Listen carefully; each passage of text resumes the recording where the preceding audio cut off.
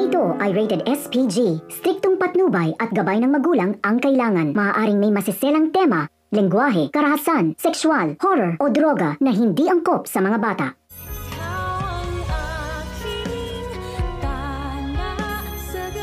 Lynette magkikimbal sa malalaman nito na mag-ama sila Zoe at Doc Carlos, dahil sa ginawa nitong pagtawag sa cellphone na naiwan ni Doc Carlos sa kwarto nila. Ano kaya ang masasabi ni Lynette sa pagtawag ni Zoe na dad kay Doc Carlos? At yan ang ating pag-uusapan ngayong araw na ito.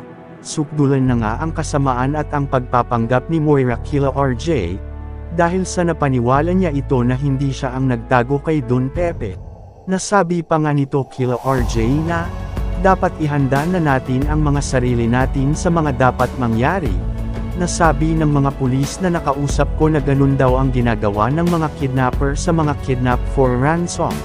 Na hindi nga matanggap ni Giselle ang mga sinasabi ni Moira sa kanila na tanggapin na lang nila na baka hindi na nila abutan pa ng buhay si Don Pepe. Nasa hindi sinasadya na mababaril ni Don Pepe si Zoe. Kaya naman nagulat si Don Pepe na si Zoe pala ang tinamaan niya. Kahit na anong sama ni Zoe at pagkampi nito kay Moira, ay iniisip pa rin ni Don Pepe ang kaligtasan ni Zoe. Kaya naman todo ang paghingi nito ng sorry kay Zoe, na hindi daw niya alam na hindi pala si Balahadja ang tao na binaril niya, na si Doc Katie naman ay kinumpronte si Doc Carlos. Nasabi nga nito na bakit daw ginawa ni Doc Carlos na iwan si Lynette sa mga masasamang tao. Paano daw kung hindi sila dumating agad at ang mga pulis? Patay na sana si Lynette kung hindi nakarating agad ang mga pulis. Na nakakaya daw ni Doc Carlos yun pag-iwan sa mismong asawa pa niya. Nakakainin daw ito ng konsensya niya.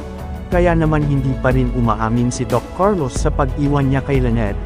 Na mas inisip nito na mailigtas ang kanyang sarili kahit na mapahamak pa si Lynette sa kamay ng mga magnanakaw. Nasabi nga nito kay Doc Katie na huwag gumawa ng istorya, na kaya lanang daw siya umalis dahil gusto niya tumawag ng mga pulis, na hindi naman naniwala si Doc Katie sa mga palusot na sinabi ni Doc Carlos, na si Don Pepe naman ay sinabi nito kay Zoe na tapangan daw nito ang sarili niya, na pumunta daw ito sa hospital at isumbong nito ang mami Moira niya, na maging matapang daw ito dahil tanyag pa din ito kahit na hindi nila ito kadugo. Nasabi nga ni Zoe na hindi siya matapang dahil hindi naman daw talaga siya tunay na tanyag, dahil sa ginawa ni Don Pepe na paniwalain na kaya ni Zoe na maging matapang at magdesisyon ng sarili niya.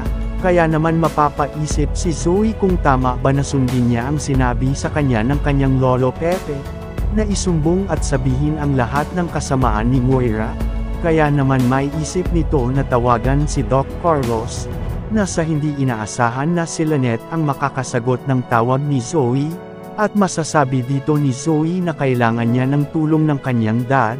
Kaya naman nanlaki ang mga mata ni Lynette sa kanyang natuklasan, na bakit tinawag ni Zoe na dad si Doc Carlos.